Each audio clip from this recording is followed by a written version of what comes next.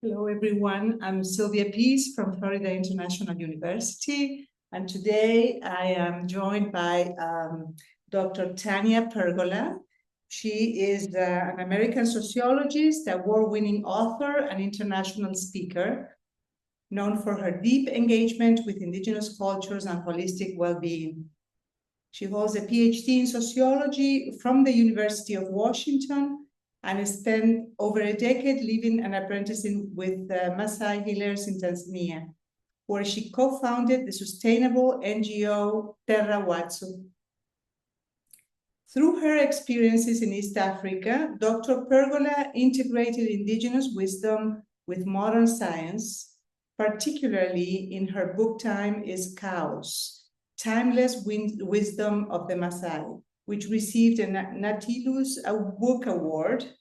Today, she combines her background in social psychology, cross-cultural research, and wellness practices such as yoga and meditation to guide individuals, students, and global audiences towards greater balance, resilience, and insight. And I want us to welcome Dr. Tanya Pergola. Thank you, Sylvia. Thank you for being with us. Thank you very much. We are developing this project, working actually on the project Who Women Are. And the students from South Africa, India, and Miami are developing now concepts and doing research. So I thought we would ask Dr. Pergola a question that will help us inspire this process. So here's the question. Which qualities, strengths, or roles of women, whether in Africa, in India, or elsewhere, do you think are most underrepresented or misunderstood in society? Well, thank you for that. I actually have been thinking a lot about what I think is often stereotypically defined as masculine and feminine qualities, where, masculine qualities are usually competition, right? And feminine qualities are collaboration, if that's the opposite of competition. And to me, it's not so either or. There's this happy middle. And I've been thinking a lot about this because I would definitely say that certainly in the United States and then around the world, forever, we've been creating nation states and institutions and businesses focused on competition. I'm better than you. I'm going to win.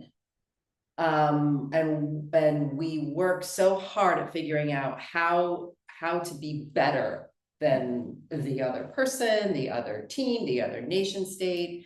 And it's gotten us into the mess that we are in at the moment, where you can see on a global scale how people are saying, well, we're the best nation in the world and we're going to crush the other ones. And I don't know why that has to, I don't think a lot of people have been questioning why that is the main goal all the time, to win. Even on the sports arena where we have competition, and I would call that a more healthy competition, you're winning at a particular game, and there's a healthy competition in that. And the rules are set of that, whether it's a football, soccer game, or whatever. It's like, what getting the goal is, and that's the point of the game. But on the larger societal scale, I see the goal very clearly as a healthy. On the other end, with collaboration, we all say, oh, women are so good at collaborating. It takes a village to raise a child, to run an organization or something like that. And that is great, but it could also go to a fault where everybody's asking everybody, well, what do you think about this? What do you think about this? Oh, how should we proceed? And nothing goes anywhere. You know, have you ever been in that situation? Totally, yeah. I've even been in when I was visiting some friends in South Africa, actually, where they're very collaborative minded. I lived there for quite some time. And we sit at a restaurant looking at a menu, and nobody's making any decisions about what to eat. And like, well, what do you feel like eating? What do you feel like? And the waiter keeps coming back, and they're like, well, we're still thinking about what we should eat. I'm like, somebody make a decision. You know, there has to be like this balance point between what is the goal, what are we fighting for, and how can we get there together? So to answer the question, you know, I think the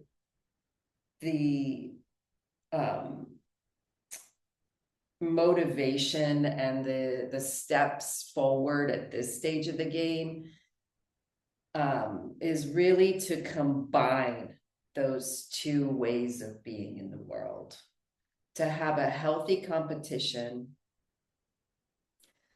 and get there to the goal in collaboration. I actually always think about the term Ubuntu. It's actually in my book, which is a South African word, but it's very much Zulu word. It's actually the philosophy of many indigenous cultures and many countries and cultures to this day, where, you know what it means, Ubuntu? No, I don't.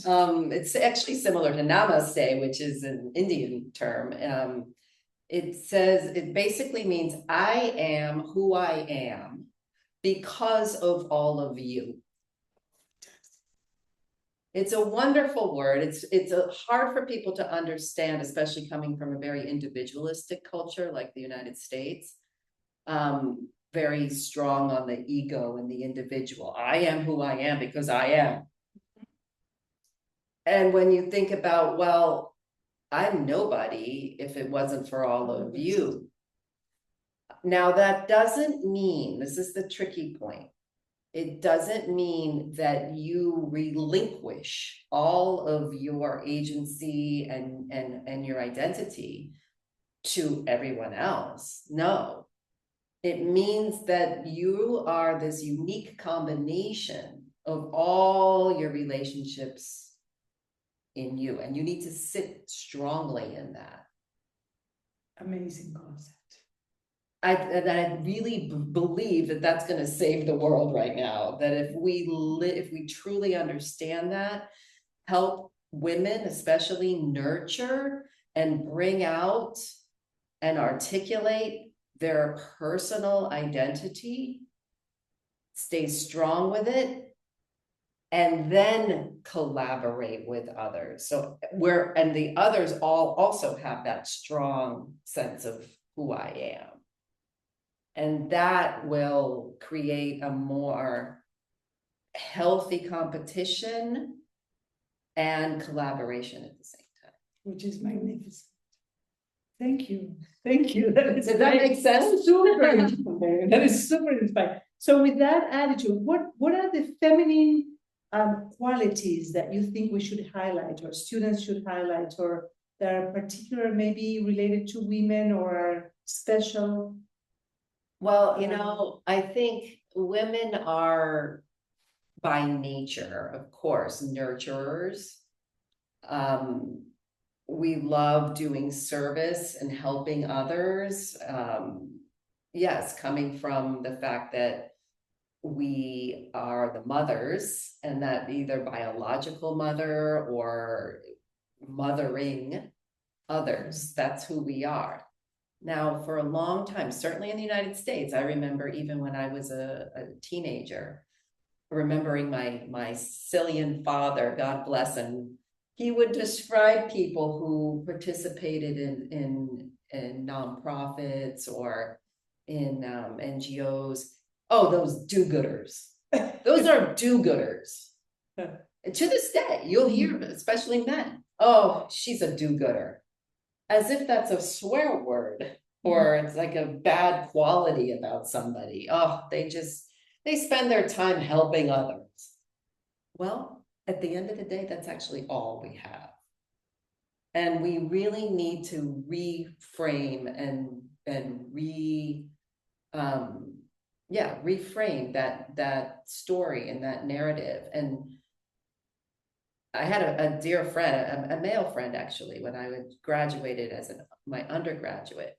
And he pointed out to me something really interesting. He said, when people ask you, what did you major in and what are you getting your PhD in? You say, oh, sociology, in a way that made it sound like, oh, it's not as serious as an MBA or a law degree, and he helped me realize, no, it's actually one of the most important things to be able to understand society and understand people. That's brilliant. That is something that and I think women are inherently people. Yes.